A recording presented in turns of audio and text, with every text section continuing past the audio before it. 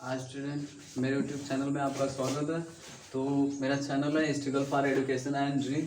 तो आप इसको फॉलो करिए और लाइक करिए, कमेंट भी करिए, ठीक है।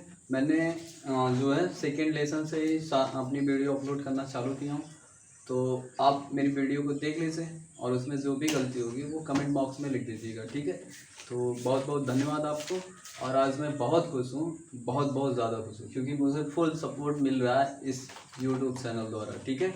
आज मैं इतना ज़्यादा खुश हूँ कि मैं आपको बता नहीं सकता, I can not explain that ना, कि इतनी ज़्यादा खुशी मिल रही है, बहुत अच्छा रिस्पांस मिल रहा है। मैं अब जैसे कहते हैं ना, अगर किसी को एक रुपया नहीं है उसको 100 रुपया दे दिया जाए तो बहुत है। जैसे मेरे पास एक समय मतलब एक हफ्ते में मैंने 100 सब्सक्राइबर कंप्लीट करने वाला हूँ एक हफ्ते में अपने चैनल पे। तो ये बहुत बड़ी बात मुझे लगी, क्योंकि ये सब मोमेंट जो है कभी किसी के एक महीने में, साल में 100 होते हैं, तो उनसे तो मैं बेहतर हूँ, क्योंकि मैंने एक हफ्ते में अपना 100 कंप्लीट करने वाला हूँ, ठीक है। तो हम लोग अब चालू करते हैं। तो मैं अभी हम कल फिनाल पे ख़त्म किए थे अपनी वीडियो, जो लेक्चर नंबर 3 है, ठीक है। वो क्या है, फिनॉल किए हैं, हाइड्रोजनेशन, नाइट्रेशन और सल्फोनेशन ना, ये तीन रिएक्शन हम लोग किए थे अच्छे से फिनॉल के बारे में। अब हम लोग करेंगे, हमारा जो एनसीईआरटी पैटर्न 12 में है वो अब क्या है, ईथर आ गया ना। अब हमारा क्या है, ईथर है। तो तीनों बुक में मिक्स करके, लेकिन मैं हेडिंग वाइज अलग अलग करके पढ़ाया हूँ। पहले एल्कोहल पढ़ाया, फिर फिनॉल पढ़ाया, अब ईथर हम लोग शुरू कर रहे हैं ना। ईथर है क्या, और ये एल्कोहल के साथ क्यों रखा गया और फिनॉल के साथ क्यों रखा गया, ये चैप्टर के नाम में देखो। जो चैप्टर का नाम है आपका वो क्या है, एल्कोहल है, फिनॉल है, ईथर है ना। इनके साथ क्यों रखा गया, जैसे हम तीनों पढ़ लिए तो इनके साथ क्यों रखा गया, यही बात दिमाग में आनी चाहिए, ठीक है। इनके साथ क्यों रखा गया, तो पहला था एल्कोहल, पहला था एल्कोहल, ठीक है। दूसरा क्या है, फिनाल, क्या था, फिनाल। दूसरा क्या था, फिनाल। तीसरा क्या है, ईथर। तीसरा क्या है आपका, ईथर। तीसरा क्या है, ईथर। अच्छा, इन तीनों को एक साथ क्यों रखा गया, चैप्टर में नाम क्यों दिया गया, ठीक है। और इनमें समानता क्या है, इनमें समानता क्या है, ठीक है। और एक तरह से आप कह सकते हो जल भी, वाटर भी इनसे मिला हुआ है। इनमें जल की भी समानता है, किसकी, जल की, ठीक है। ये चारों देखो, HOH, ठीक है। ये जल हो गया, क्या हो गया, जल। और एल्कोहल का देखो, ROH, ठीक है। फिनाल्स का देखते हैं, इस तरह से कर लेते हैं जब,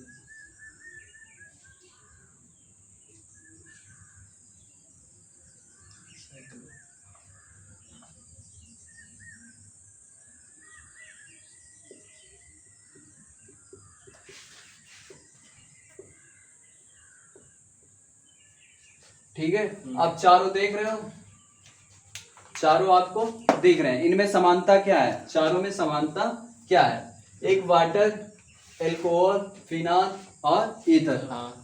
तो वाटर में क्या दिख रहा है कि जो ऑक्सीजन है, जो ऑक्सीजन, उससे 2 हाइड्रोजन जुड़े हुए हैं, दोनों हाइड्रोजन क्या है, जुड़े हुए हैं। एल्कोहल में क्या हुआ, एक हाइड्रोजन को कौन सा विस्थापित कर दिया, आर ग्रुप ने एक हाइड्रोजन को क्या कर दिया, विस्थापित। एल्किल ग्रुप ने क्या किया, विस्थापित कर दिया, मतलब CH3 C2H5 या C3H7, ये क्या किए हैं, इनको विस्थापित कर दिए हैं। क्या किए हैं, विस्थापित कर दिए हैं, एक हाइड्रोजन को विस्थापित कर दिया। इसमें क्या देख रहे हैं कि इस हाइड्रोजन को हम कह सकते हैं क्या विस्थापित किया है, बेंजीन।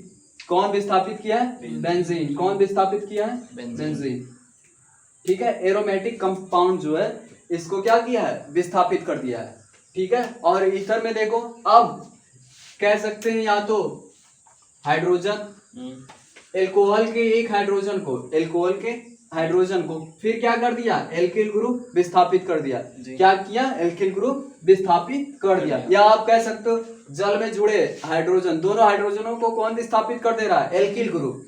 अब देखो ईथर में जो होगा, ठीक है, अब ईथर की बात हम कर लें, अब ईथर की ना, अब इनमें समानता समझ में आए कि इनमें समानता आप क्या, इसकी परिभाषा क्या दे सकते हो। देखो एक तरह से ये कह सकते हो कि एल्कोहल में, ठीक है, एल्कोहल में यदि एल्किल ग्रुप एक हाइड्रोजन को विस्थापित कर दे, जैसे हमने फिनाल की परिभाषा दी थी कि जब बेंजीन रिंग में हाइड्रोक्सी ग्रुप एक हाइड्रोजन को विस्थापित करके स्वयं जुड़ जाता है तो क्या बनता है, फिनॉल बनता है।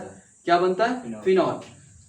आप ये भी कह सकते हो कि जल के अणु में, या एक जल के अणु को मान लो, उसमें से जो हाइड्रोजन परमाणु है, एक हाइड्रोजन को एल्किल निकाल दे तो वो जो बनेगा कंपाउंड वो कौन सा रहेगा, एल्कोहल रहेगा। अब उसी तरह से कह दो कि दोनों हाइड्रोजनों को अगर एल्किल ग्रुप विस्थापित कर दे, कौन विस्थापित कर दे, एल्किल ग्रुप, तो उस जो, हाँ, वो क्या बनेगा आपका, ईथर। क्या बनेगा, ईथर, ठीक है जी, क्या बनेगा, ईथर। तो अब इसमें हम देखते हैं, ईथर पे चर्चा करते हैं कैसे इनकी परिभाषा कितनी टाइप से दे सकते हो आप, ठीक है, कितनी टाइप से परिभाषा ले सकते हो, समझ सकते हो जी। तो देखो क्या है आपका, ऑक्सीजन है, क्या है, ऑक्सीजन, इसमें जल के अणु है, ठीक है, तो इसकी जो संरचना होगी, इसकी जो संरचना होगी वो क्या हो सकती है, जैसे ऑक्सीजन है, आप ये भी तो कह सकते हो कि सर ये इस तरह से भी जुड़ सकता है, इधर ROR इस तरह से भी हो सकता है, ठीक है। तो पहले परिभाषा करते हैं फिर बॉन्ड एंगल के बारे में चर्चा करते हैं ना, पहले परिभाषा फिर बॉन्ड एंगल। तो परिभाषा क्या होगी, हम कह सकते हैं जल के अणु में, जल के अणु में दोनों हाइड्रोजन को यदि एल्किल ग्रुप विस्थापित कर दे, यदि एल्किल ग्रुप विस्थापित कर दे तो बना हुआ कंपाउंड क्या होगा, ईथर होगा। क्या होगा, ईथर। चलो अब एल्कोहल से कह दें, एल्कोहल से, किससे कहें, एल्कोहल से, किससे कहें, एल्कोहल। अगर हम एल्कोहल में कहें कि इस हाइड्रोजन ग्रुप को, इस हाइड्रोजन ग्रुप को, इस हाइड्रोजन ग्रुप को कौन विस्थापित कर दे, एल्किल ग्रुप, कौन विस्थापित कर दे, एल्किल ग्रुप, तो बना हुआ जो कंपाउंड होगा वो हमारा क्या होगा, ईथर होगा। क्या होगा, ईथर। क्या होगा, ईथर, ठीक है। तो तीन तरह से कह सकते हो, पहला जल में जुड़े दोनों हाइड्रोजन परमाणुओं को यदि एल्किल ग्रुप क्या करे, विस्थापित करे, क्या करे बाबू, एल्किल ग्रुप विस्थापित कर दे तो क्या बनता है, ईथर बनता है। क्या बनता है, ईथर। ठीक, समझ में आई बात, तो लिख लो ये बात, ठीक है, लिखो। यदि हाइड्रोजन अणु में उपस्थित दोनों जल में, यदि जल में उपस्थित दोनों हाइड्रोजन अणुओं को एल्किल ग्रुप विस्थापित कर दे तो, एल्किल ग्रुप विस्थापित कर दे तो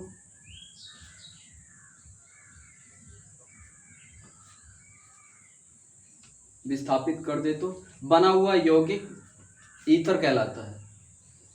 ठीक है, बना हुआ यौगिक ईथर कहलाता है, बना हुआ यौगिक ईथर कहलाता है, बना हुआ यौगिक ईथर कहलाता है जी। ठीक है, फिर या इससे भी हम परिभाषा समान, या फिनाल से, या फिनाल से, तो क्या कहोगे, यदि फिनाल में उपस्थित हाइड्रोजन अणु को, यदि फिनाल में उपस्थित हाइड्रोजन अणु को क्या करे, ये देखो फिनाल है, पहले इधर देखो,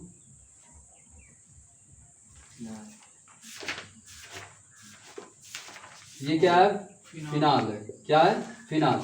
अब इस फिनाल में उपस्थित एक हाइड्रोजन, ये है ना, ये हाइड्रोजन, इसको कौन विस्थापित कर दे, एल्किल ग्रुप, तो क्या हो जाएगा, अब ये देखो फिनाल को AR भी लिख सकते हो, एरोमेटिक ना। ठीक है, तो इस देखो इस हाइड्रोजन को कौन विस्थापित कर दिया, एल्किल विस्थापित कर दिया, तो ये भी अनसिमेट्रिकल ईथर है। क्या है, ये भी ईथर है।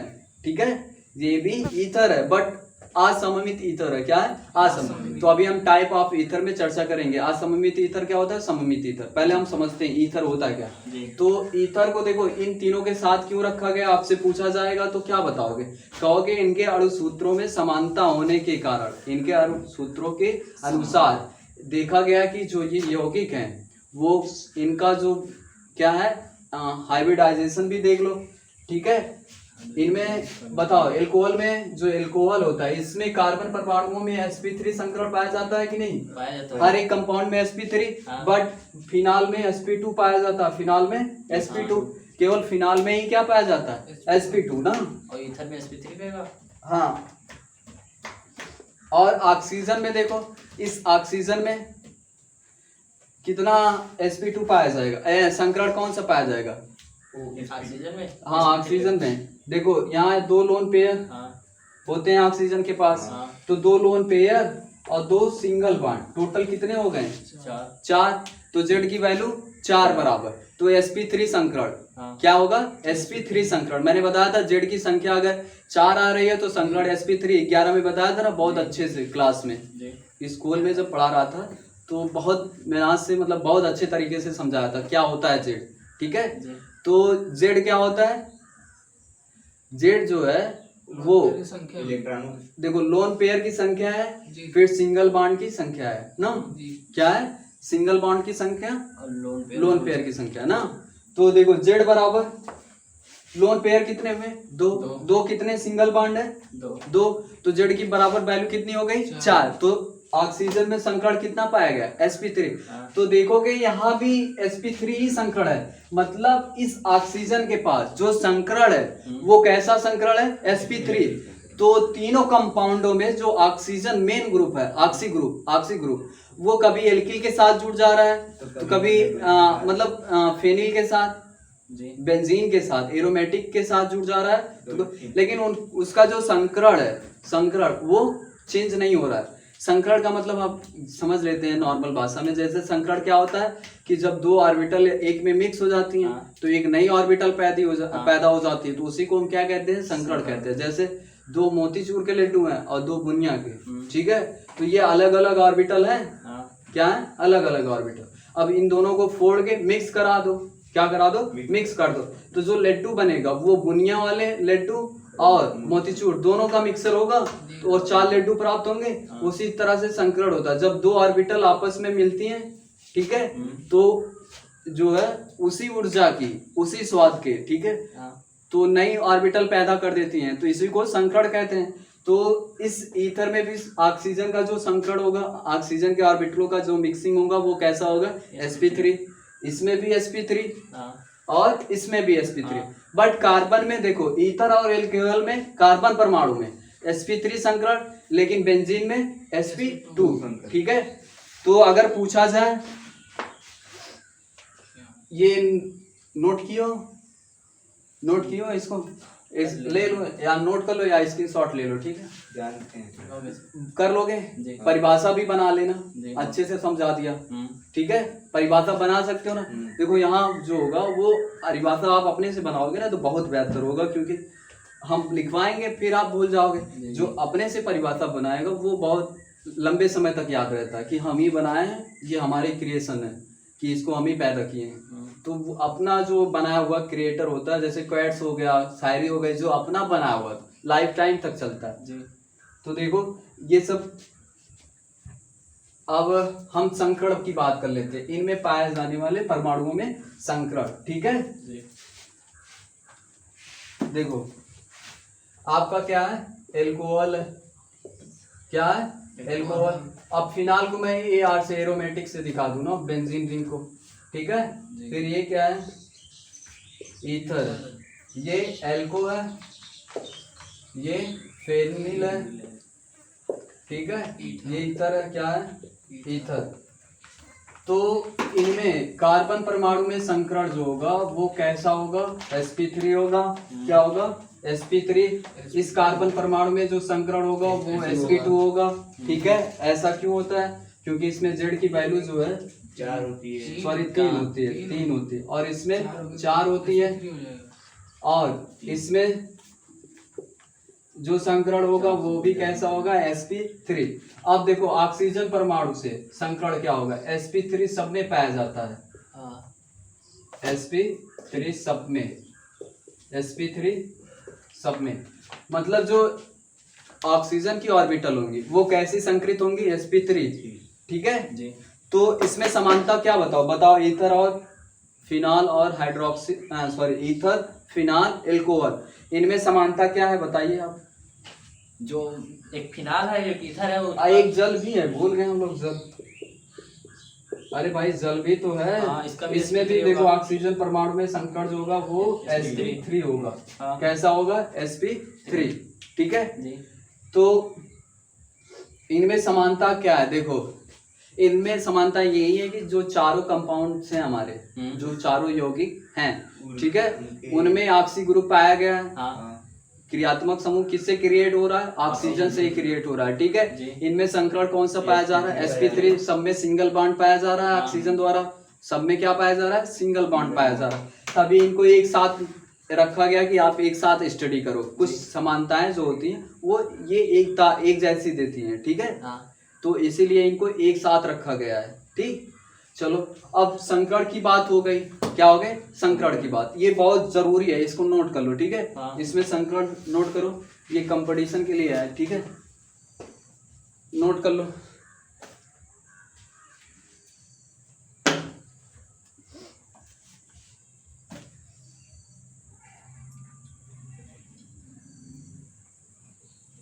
जल में भी sp3 रहेगा ना? हाँ।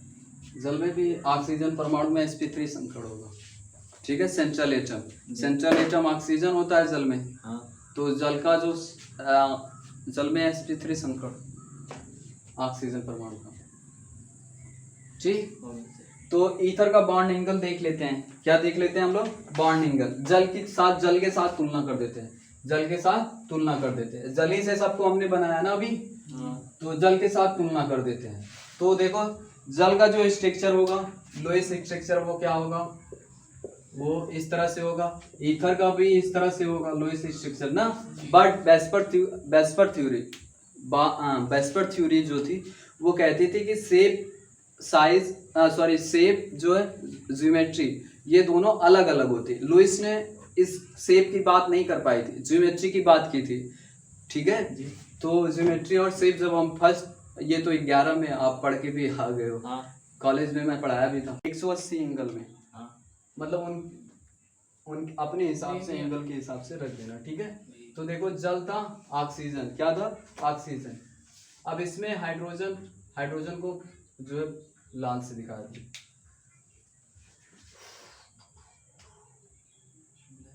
ये बॉन्ड हो गया। क्या हो गया? या इस हाइड्रोजन को ही लाल से दिखाया था तब सही रहेगा। ये हाइड्रोजन देखो हो गया। अब इसके पास जो है क्या है? 2 लोन पेयर है ऑक्सीजन के पास। 2 लोन पेयर है। लोन पेयर मतलब समझ रहे हैं ना? इलेक्ट्रॉन बचे हुए, ऑर्बिटल में बचे हुए इलेक्ट्रॉन। ठीक है। फिर ईथर ले लो भैया। क्या ले रहे हो आप? ईथर। क्या ले रहे हो? ईथर। ये भी आर दिखाया गया, ये भी क्या दिखाया गया? आर। ठीक है। इसको रेड कर दिया जाए, जब डिफरेंट कर रहे हैं तो रेड कर दिया।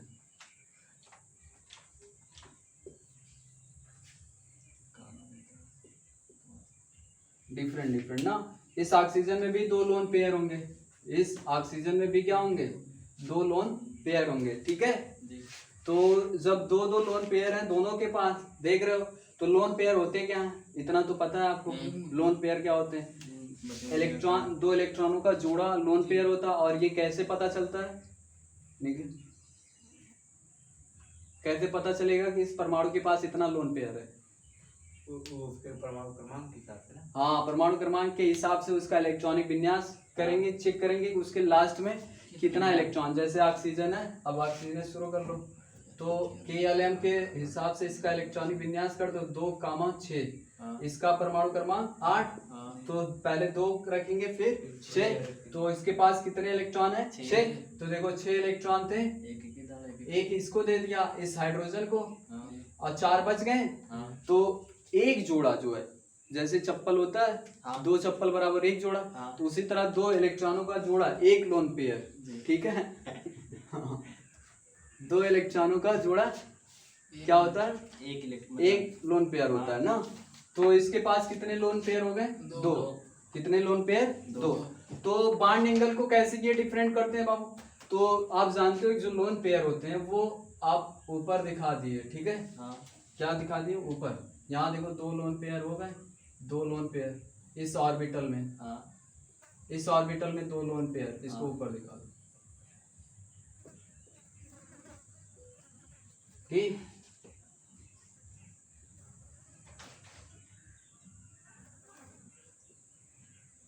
दो लोन पेयर हो गए। जी। तो अब ये वेस्पर थ्योरी ने कहा था कि lone pair lone pair, lone pair lone pair, ठीक है, लोन पेयर लोन पेयर में सबसे ज्यादा रिपल्सन होता है, में सबसे ज्यादा रिपल्सन होता है, फिर लोन पेयर, फिर बॉन्ड पेयर में रिपल्सन थोड़ा कम, फिर बॉन्ड पेयर, बॉन्ड पेयर में रिपल्सन सबसे कम।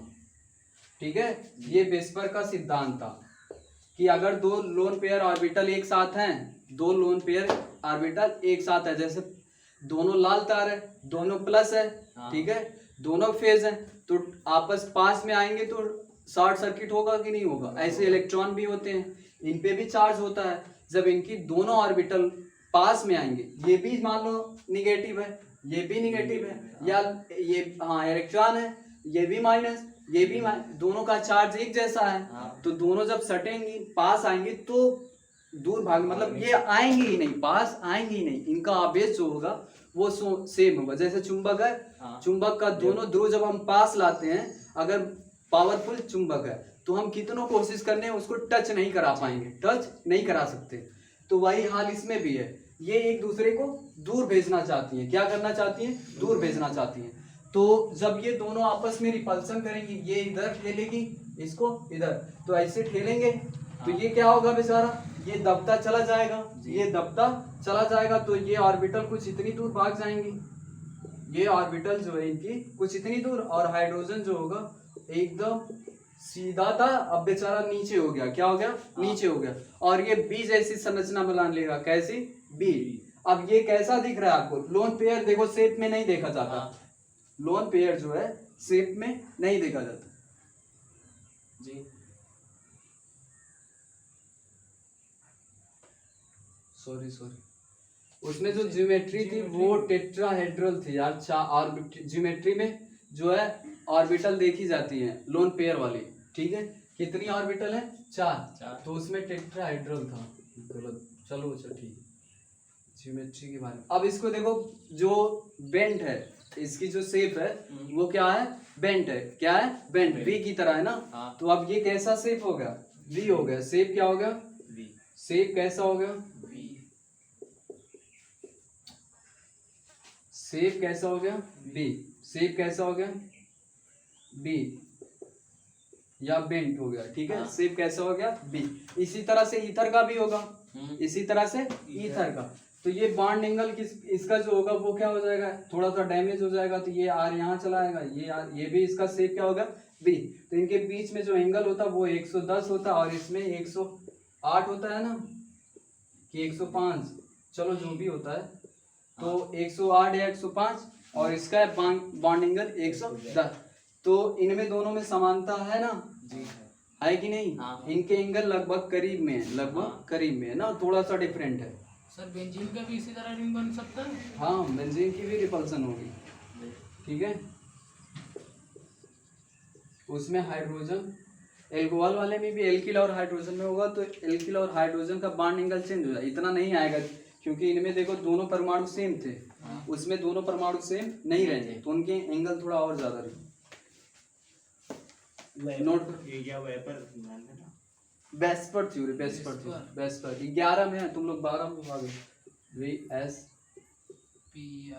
वेस्पर थ्योरी नोट कर लो।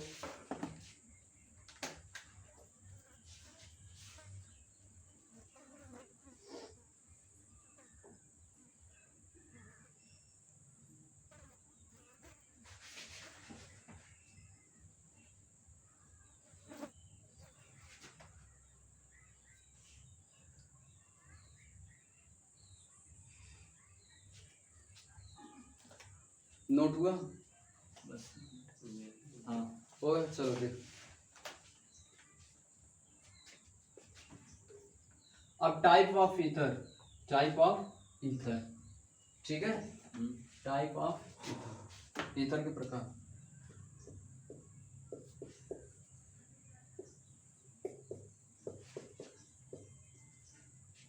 इसको छोटा छोटा लिखना चाहिए था मुझे। Types of ether, type of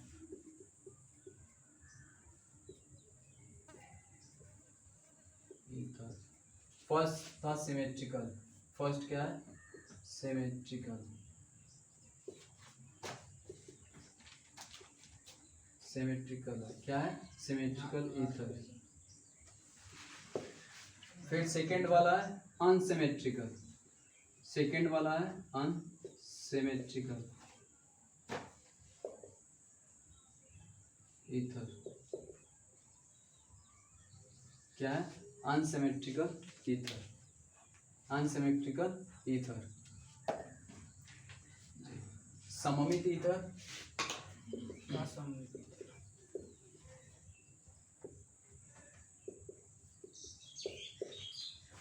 असममित ईथर।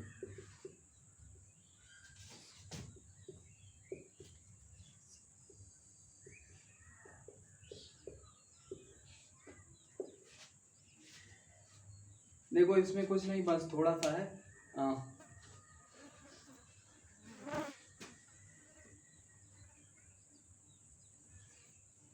लिखो, हेडिंग डालो सममित ईथर, लिखवा दे तब समझा। लिखो सममित ईथर।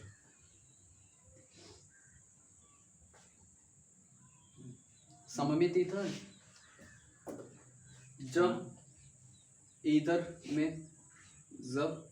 में दोनों एल्किल समूह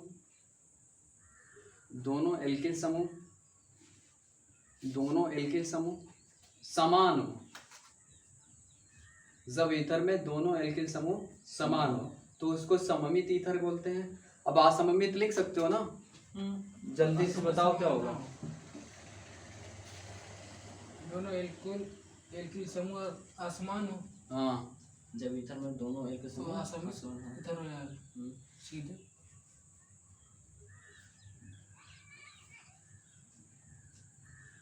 क्या हुआ? नहीं ये बताओ।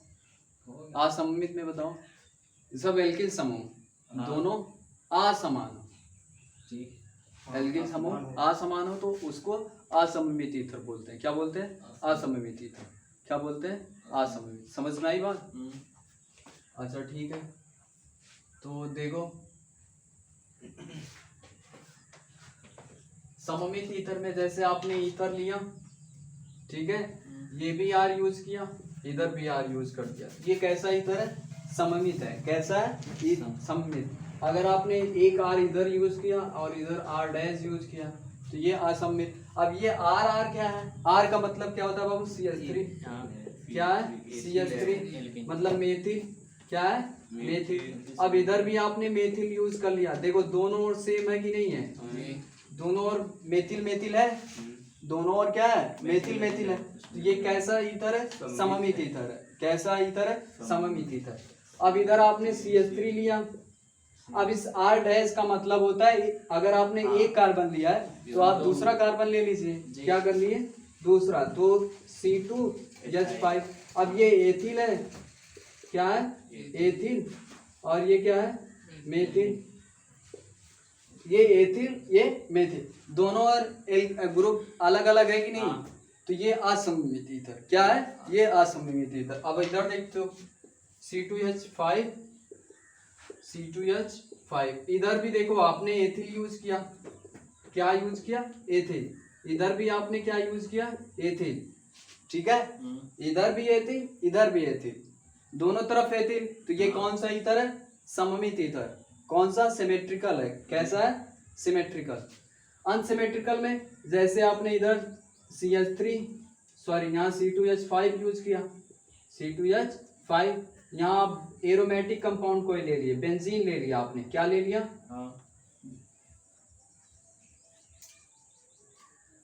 बेंजीन ले लिया। ये भी तो ईथर है। ये भी क्या है? देखो एथॉक्सी बेंजीन, ये भी ईथर है। Ethoxy benzene ether. ठीक है, इसका नाम हो जाएगा एथॉक्सी बेंजीन ईथर। तो ये भी क्या है? सिमेट्रिकल है।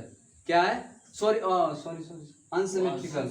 अनसिमेट्रिकल है। क्या है? अनसिमेट्रिकल। आज गलती हो गई यार, उधर भी गलती हो गई, शेप ज्योमेट्री में गलती हो गई ना, जियोमेट्री में वो पढ़ाने के चक्कर में जो जल का वो होता है वो टेट्राहेड्रन, sp3 और संकरण उंकड़ सही है, बस वो ज्योमेट्री में थोड़ा सा गलती हो गई।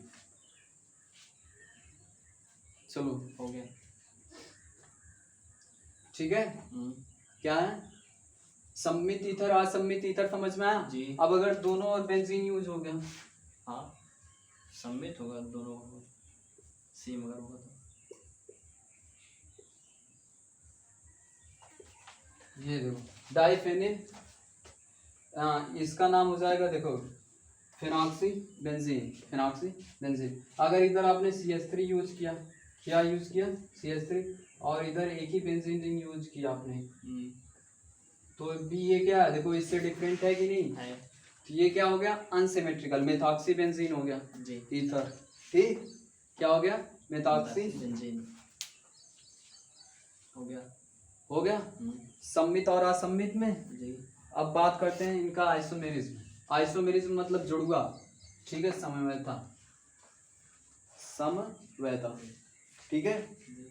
समवैधता होती क्या है आइसोमेरिज्म, आइसोमेरिज्म ये होती है बाबू की आपके जो परमाणु अणु सूत्र होते हैं, क्या होते हैं अणु सूत्र होते हैं, क्या होते हैं अणु सूत्र, क्या होता है अणु सूत्र, वो देखने में सेम रहेगा, देखने में सेम रहेगा, बट वो लिखा अगर उसका संरचनात्मक ज्योमेट्रिकल फार्मूला लिखोगे आप, क्या लिखोगे ज्योमेट्रिकल फार्मूला, वो अलग होगा, बट मॉलिक्यूलर फार्मूला लिखोगे तो दोनों देखने में सेम होंगे, दोनों देखने में सेम होंगे। तो अब ये कौन सी बात हो गई, तो चलो देखते हैं। जैसे आपने यूज किया C2H5OH, ये क्या है आपका एथिल एल्कोहल है, इसका देखो ज्योमेट्रिकल फार्मूला, देखो ज्योमेट्रिकल फार्मूला, आइसोमेरिज समवैधता, समवैधता, समवैधता, समवैधता, आइसोमेरिज, ठीक है, ज्योमेट्रिकल फार्मूला, ये क्या है आपका एथिल एल्कोहल, क्या है एथिल एल्कोहल, ठीक है। एथिल एल्कोहल आपने लिया C2OH, तो इसका बाबू ज्योमेट्रिकल फार्मूला देखो CCHHOH, ठीक है, H, ये ज्योमेट्रिकल फार्मूला। अब इसी तरह से आपने मेथॉक्सी, मेथॉक्सी ये वाला CH3 methoxy methane, methoxy methane ether ले लिया आपने, ठीक है, CH3, क्या ले लिया CH3, ठीक। ये देखो इसका ज्योमेट्रिकल फार्मूला, ये मान सकते हो आप ज्योमेट्रिकल, ठीक है, मतलब इसको ज्योमेट्रिकल का मतलब होता है इसी तरह से, C है 3 हाइड्रोजन यहाँ लगा दो, ठीक है,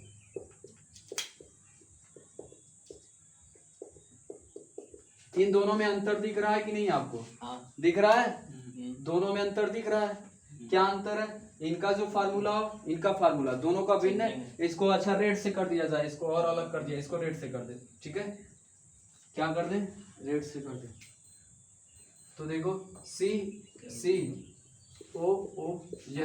अब अच्छे से दिख रहा है ना,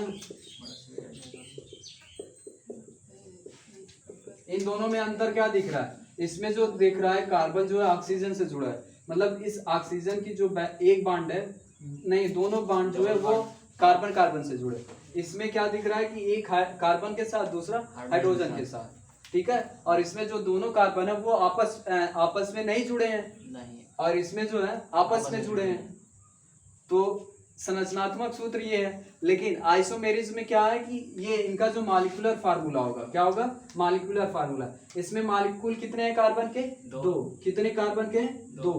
अब देखो हाइड्रोजन कितना है, गिन लो, 3 इधर 3 इधर, 6 हो गया, ऑक्सीजन कितना है 1, ये देखो मॉलिक्यूलर फार्मूला है। अब इसमें गिनो 1 कार्बन 2 कार्बन, C2 कितने हाइड्रोजन 3 3 6, कितने हाइड्रोजन 6, और 1 ऑक्सीजन। अब बताओ इन दोनों में क्या अंतर है, अब ये कैसे बताओगे, मेथॉक्सी मेथेन ईथर है, ठीक है, दोनों सेम ही है, ये एथिल अल्कोहल है, हाँ। दारू, और ये ईथर है, ठीक है। दोनों अलग है कि नहीं है? हाँ लेकिन देखो डाई मेथिल ईथर है, ये डाई मेथिल ईथर है, और ये एथिल अल्कोहल है, एथिल अल्कोहल, ये डाई मेथिल ईथर है। अब दोनों में कैसे अंतर हुआ? तो आइसोमेरिज्म, इसी को क्या कहते हैं? आइसोमेरिज्म। दोनों का गुण अलग अलग है। इसको सूंघने पे, ये गैस है, सूंघने पे आप बेहोशी छा जाएगी, इसको पीने पे आपको मदहोशी छा जाएगी। दोनों अंतर है, ये बेहोशी वाला है, ये मदहोशी वाला है। इसको, ये अल्कोहल है, और ये क्या है? ये जो आपको सुंघाई जाती है गैस, जो बेहोश करने वाली, ठीक है, गैस, वो डाई एथिल ईथर होती है। ये डाई मेथिल ईथर है, बट ये भी निषेचन का काम करेगी, सूंघने पे आपको बेहोशी का असर देगी, ठीक है। तो देखो, अब दोनों पे अगर मॉलिक्यूलर फार्मूला दिया जाए तो पहचान पाओगे कौन अल्कोहल है कौन ईथर है? नहीं पहचान पाए ना, यही समझता है। क्या है? आइसोमेरिज्म।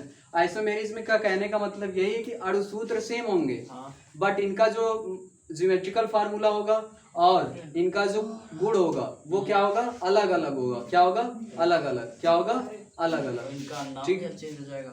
नाम भी तो चेंज हो जाएगा। नाम मतलब सारा जो क्वालिटी है, सारी जो प्रॉपर्टी है वो चेंज हो जाएगी, सारी प्रॉपर्टी चेंज हो जाएगी, बट जो मॉलिक्यूलर फार्मूला अणुसूत्र होगा वो समान होगा। क्या होगा? समान। ठीक। तो अब हम कल करेंगे प्रिपरेशन ऑफ ईथर, मतलब बनाने की विधि, ठीक है।